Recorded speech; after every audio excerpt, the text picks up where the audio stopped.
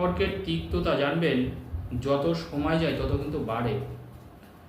যদি আপনি আপনার ভালোবাসার সম্পর্ক ঠিক না করতে পারেন তাহলে জানবেন সম্পর্কের তিক্ততা কিন্তু দিনে দিনে আরও বেড়ে যাবে।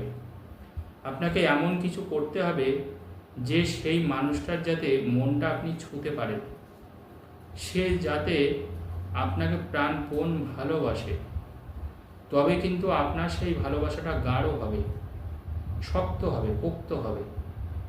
অনেকের দেখবেন ভালোবাসাটা খারাপ হতে থাকে, কিন্তু দিনে দিনে খারাপ হতে থাকে, এবং এমন একটা সময় এমন একটা পরিস্থিতি তৈরি হয় সেখান থেকে সেই মানুষটাকে কিন্তু আর ফিরিয়ে আনা যায় না। দেখুন, আজকে দীর্ঘ 20 বছর ধরে কাজ করেছি, আমি এখনও কাজ করছি আপনাদের আশীর্বাদে। তো আমি দেখেছি কাজ করতে গিয়ে যে তাদের সম্পর্কটা এমন একটা জায়গায় চলে গেছে একেবারে খাদের কিনারায়, সেখান থেকে তাদের কিন্তু ফেরাতে হবে। অর্থাৎ আপনি যদি কাউকে বশ করতে চান, দেখবেন সে এতটা আপনার প্রতি দুর্বল, আগে এতটা ভালোবাসা ছিল আর এখন ঠিক তার উল্টো হয়েছে। অর্থাৎ আপনার প্রতি তার কোনো ভালোবাসা নেই, কোনো টান নেই, উল্টে একটা রাগ বা অভিমানও রয়ে গেছে। এবার সেই জায়গা থেকে কিন্তু সেই মানুষটাকে ফেরাতে হবে। অনেকে বলেন, স্যার আমি কি করে যোগাযোগ করবো, যোগাযোগ করতে পারছি না। দেখুন, ফোন নাম্বারটা দেওয়া আছে, সবসময় কিন্তু ফোনে পাবেন না, কারণ আমাদের টাইমটা কিন্তু লিমিটেড থাকে।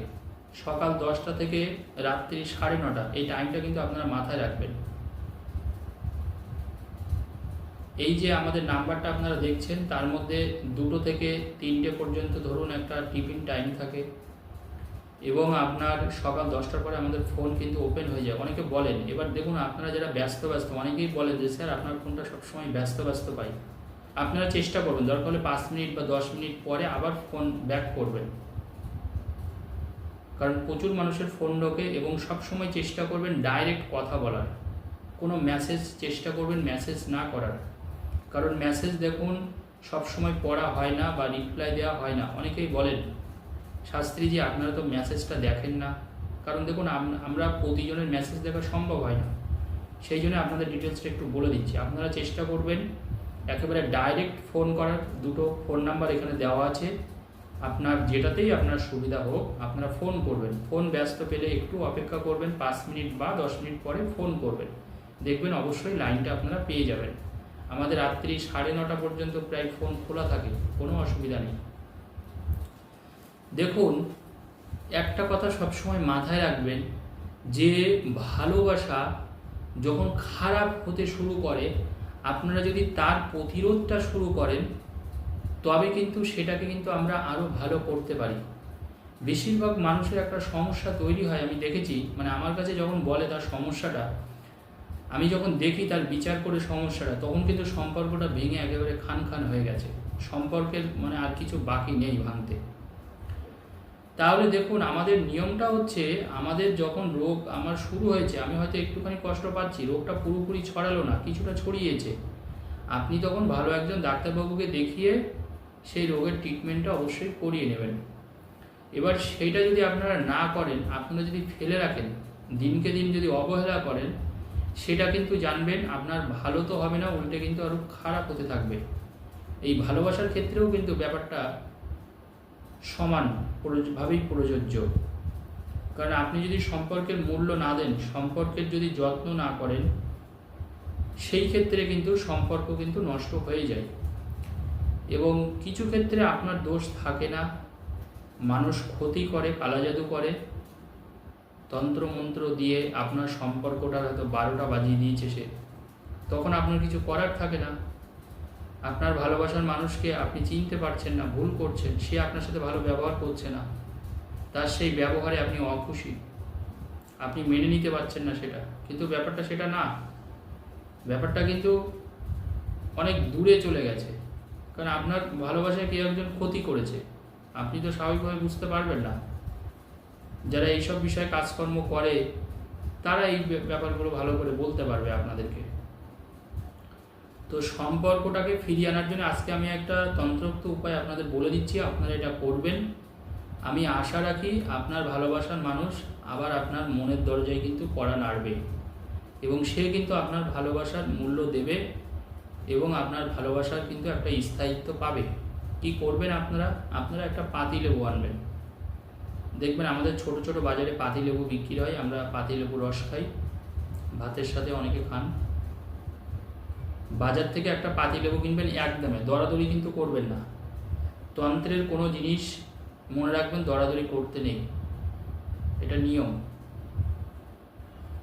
অনেক মানুষ দেখবেন পয়সা খরচা করতে চান না, মানে একদমই খরচা করতে চান না। কিছু মানুষ আছে দেখবেন কিছু জিনিস করতে গেলে জানবেন কিছু জিনিস আপনার লাগে, এটা পৃথিবীর নিয়ম। আপনি যখন বাজার থেকে কোনো জিনিস আনবেন আপনি কি তার মূল্য দেন না? বলুন, সে কি আপনাকে ফ্রিতে দিয়ে দেয়? কিছু মানুষ আমাকে বলেন যে শাস্ত্রীজি, আগে আপনি যদি এই কাজটা যদি আমাদের আগে করে দেন তাহলে আমরা পরে কিছু করব। ওইভাবে কখনো কোনোদিন কোনো কিছু হয় না, পরিষ্কার আপনাদেরকে আমি বলে দিই। এটা পৃথিবীর নিয়ম, এটা আপনাকে বুঝতে হবে, এই সত্যিটা কিন্তু বুঝতে হবে। অনেক মানুষ বলেন কিন্তু সে শুধুমাত্র মানে আপনাদের জন্যে এইসব কথাগুলো বলেন, লোভনীয় কিছু কথা বলেন। আপনাকে কিছু পেতে গেলে জানবেন সবসময় কিছু দিতে হয়, এটাই প্রাকৃতিক নিয়ম। আজকে যখন আপনি কারোর থেকে কোনো কিছু নেবেন তাকে কিছু দিতে হবে, তাকে কিছু মূল্য দিতে হয় যে কোনো জিনিসের। আমরা যদি একটা পুজোও দিই জানবেন মন্দিরে, তো সেই ক্ষেত্রেও আমাদের কিন্তু দক্ষিণা দিতে হয়, এটা নিয়ম। যদি দক্ষিণা আমরা না দিই সেই পুজোর কিন্তু মান্যতা থাকে না, এটা আপনারা জানেন সকলে। যাই হোক, তো এবার আপনারা যেটা করবেন, একটা পাতিলেবু কিনবেন এক দামে, দোকানদার যা বলবে সেই দামে নেবেন। পাতিলেবুটা নিয়ে আসার পরে আপনি সেই পাতিলেবুর গায়ে ছোট্ট করে লাল কালির কলম দিয়ে আপনার ভালোবাসার মানুষের নামটা লিখবেন। আপনার ভালোবাসার মানুষের নামটা লিখবেন। লেখার পরে শুধু তার নাম লিখতে বলেছি, কিন্তু তার নাম লেখার পরে আপনি তার নামের মানে দুই সাইডে, তার নামের দুই সাইড এবং উপরে মনে করুন আপনি একটা পাতিলেবুর মাঝখান দিয়ে, কথার কথাই বলছি, লাল কালি দিয়ে তার নামটা লিখেছেন। তাহলে তার নামটার আগে এবং তার নামটা লেখা শেষ হওয়ার পরে দুটো আলপিন ফুটিয়ে দেবেন। দুটো আলপিন, দেখবেন বাজারে সরু সরু আলপিন কিনতে পাওয়া যায়, দুটো আলপিন ফোটাবেন। আর তার নামের উপরে আরেকটা, মোট 3খানা আলপিন ফোটাবেন। ছোট ছোট আলপিন দেখবেন কিনতে পাওয়া যায়। আপনার যদি বাড়িতে ছোট ছোট আলপিন থাকে সেটাও আপনি ব্যবহার করতে পারেন, সেই ক্ষেত্রে আপনার আর কেনা লাগবে না। তাহলে 3টে আলপিন ফুটিয়ে দেবেন ওই লেবুর গায়ে। কিন্তু মনে রাখবেন, ভালোবাসার মানুষের যে নামটা লিখেছেন তার গায়ে কিন্তু আলপিনটা ফোটাবেন না। তার নামের মানে যখন আপনি নামটা লিখছেন, নামের লেখার ঠিক আগে মানে ওই লেবুর গায়ে আপনি আলপিনটা ফোটাবেন। তার নামের আগে, যখন থেকে লেখা শুরু করেছেন তার আগে, এবং নামটা শেষ হওয়ার পরে আলপিন ফোটাবেন। আর নামটা যেখানে লিখেছেন তার উপরে একটা, মোট 3খানা আলপিন ফোটাবেন। 3খানা আলপিন ফুটিয়ে মা বগলার নাম করে 3টে ফু দেবেন। যে আলপিনটা মানে যে নামটা লিখেছেন তার গায়ে 3টে ফু দেবেন, যে সে যেন আমার কাছে আবার চলে আসে, আগের মতোই আমাদের ভালোবাসাটা আবার গড়ে উঠুক বলে 3টে ফু দেবেন। ফু দেওয়ার পরে লেবুটা 3 দিন আপনি বাড়িতে রেখে দেবেন। বাড়িতে রেখে দেওয়ার পরে লুকিয়ে রাখবেন, কাউকে বলবেন না। 3 দিন রাখার পরে এটা আপনি ফেলে দেবেন, মানে জলে ফেলে দেবেন।